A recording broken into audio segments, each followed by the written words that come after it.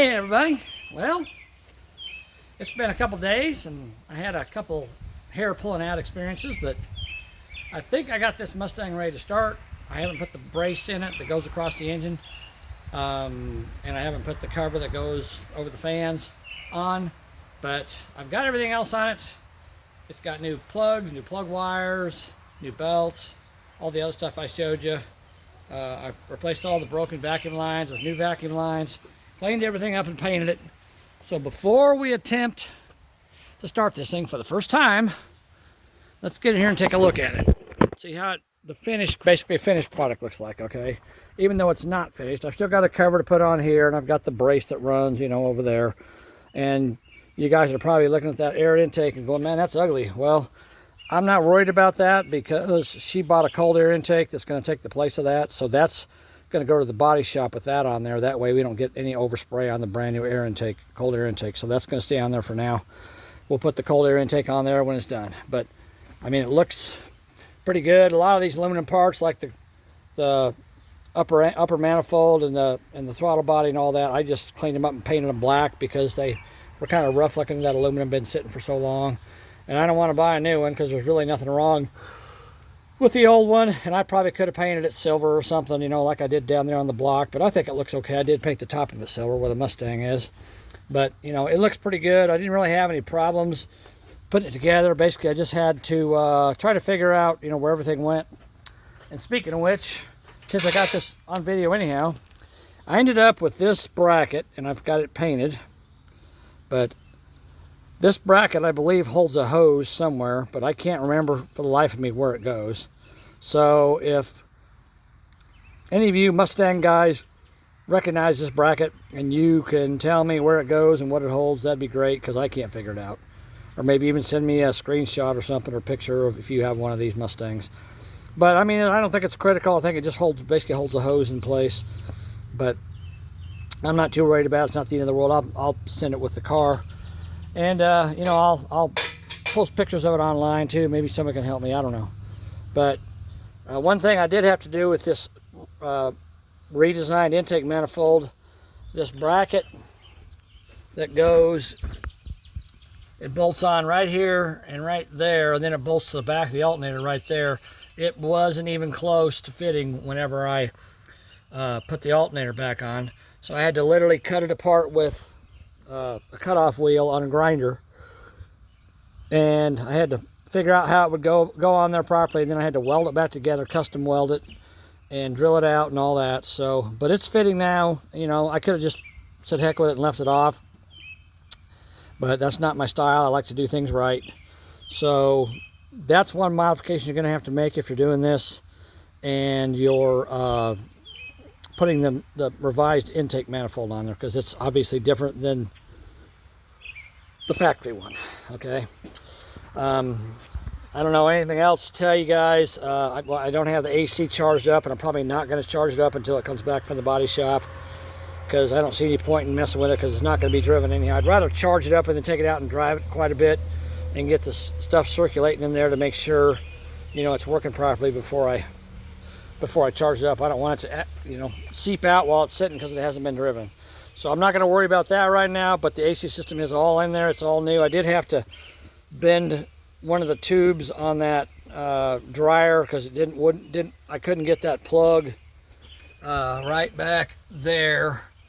That electrical plug, I couldn't get it plugged in because this tube went right in front of it. So I had to bend that tube down and then bend it in a little bit and reposition it to get that electrical connector on there. But I finally got it, so it's looking good. And the sun's going down on me. It's getting dark. It's not quite 8 o'clock at night, but I'm a night person anyhow, so I don't mind doing this. So let me get you guys over here. And I have not started this thing. I've not done anything to it. Oh, I'm gonna have to go get the keys. I guess I should do that because I'm not gonna start it without them. Oh, wait a minute. No, they're in the trunk. That's right. Okay, so hopefully you guys can see that pretty well. So I'm going to go ahead and this thing should crank. It's got a brand new battery in it. I'm not going to do anything to it. I'm not going to give it any kind of, you know, help with, you know, spray or whatever. I'm just going to crank it and see if it'll start up. It's got all new injectors on it. I have not changed the fuel pump in the tank, so hopefully it's good. I mean, it was running on it before, so I'm assuming it's okay. But I'm just gonna leave it like it is now, and I'm gonna crank it up, or crank it, and see if it cranks up. Okay, let's do that. All right, so let me get over here.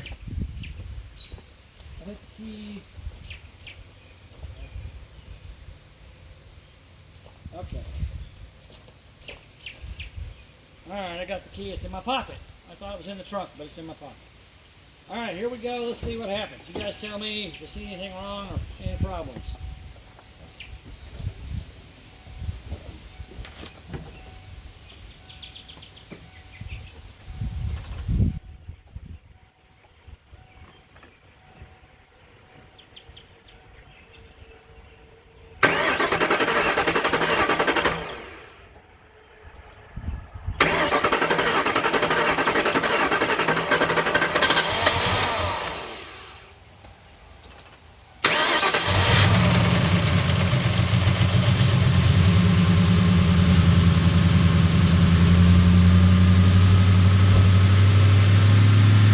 Fuel spraying anywhere, is there?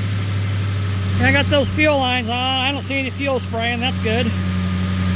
Of course, it's going to run rough because it's been unplugged. The computer, the ECM, has lost all of its memory, so it's going to have to relearn everything.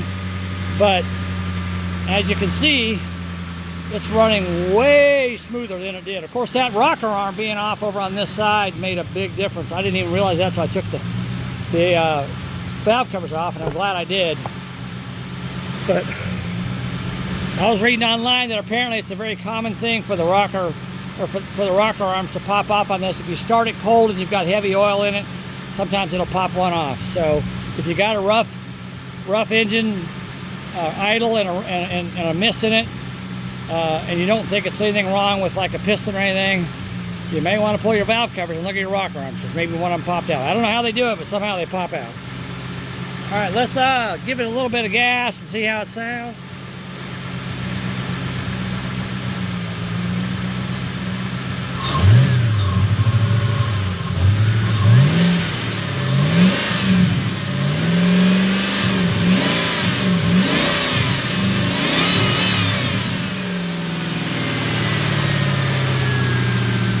Yeah, it sounds pretty good. It's getting a little bit of smoke now because of all that.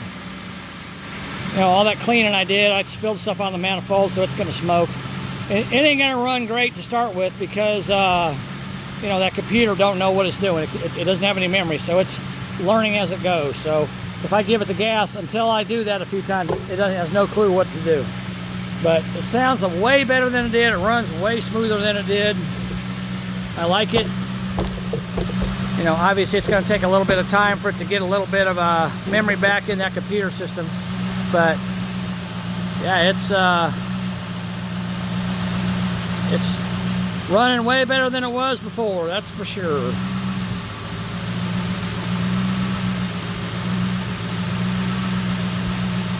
Yeah, that's just stuff burning off the manifold. That's no big deal. That ain't hurting anything.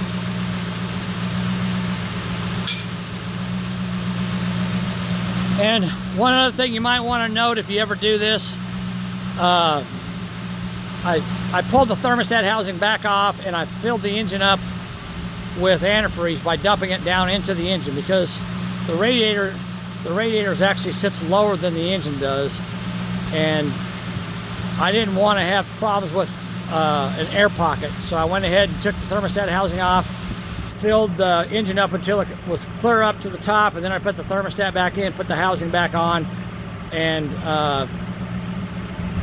started it up that way. So I don't even think there's any antifreeze in the overflow tank yet, but I'll put some in it. But I just mainly wanted to see if it was even going to start. I wanted to do a first start with you guys to see what was going to happen.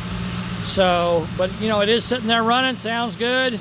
I don't see a lot of smoke. I don't see anything, spraying anywhere. I don't see a rough idle. It sounds fantastic. I'm sure this thing's going to run way better than it did the last time. We couldn't hardly get it to even move out of its own way.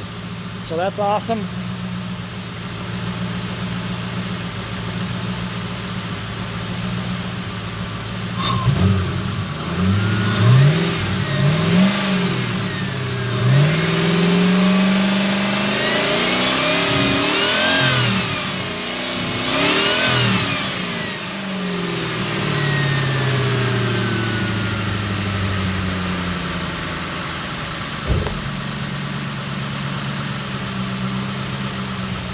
was gonna look and see if we had a check engine light on, but I just remembered I took the dash out because it had them stupid hearts somebody painted on the inside of the dash.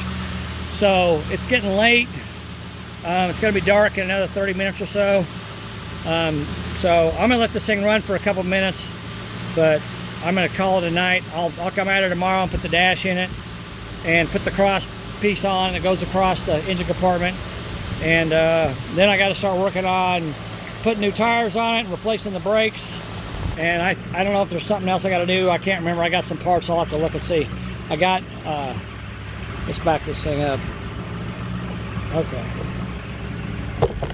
So,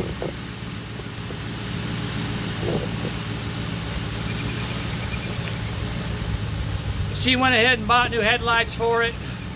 But when it goes to the body shop, it's going to have both bumpers taken off and the hood taken off. I don't know if they're going to take the trunk lid off or not, but they're going to jam it. They're going to paint the jams. They're going to paint the underside of the hood, and all that. This is going to be a proper paint job, so it's going to look good when we're done. You know, they're not going to paint inside the engine compartment where I paint it because he don't want to have to mess with that.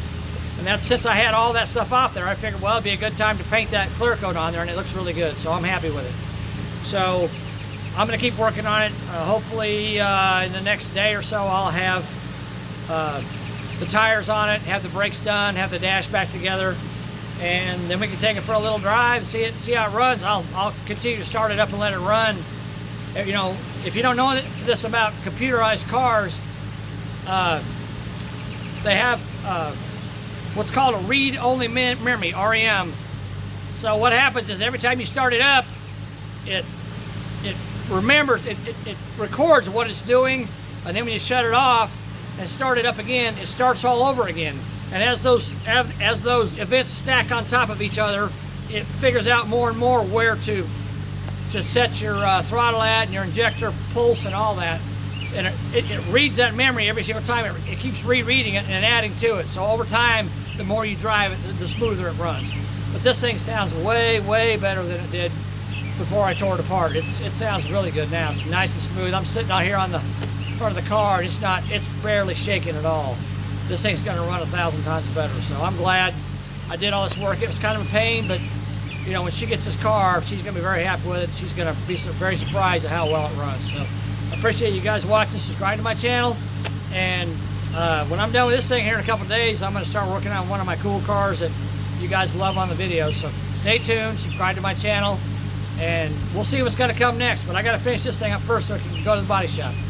All right, guys, if you know what that bracket's for, let me know, comment below. Maybe I can figure it out. I'll put it back on the engine, but if I can't, then I guess I won't. All right, guys, thanks again. Talk to you later. Bye.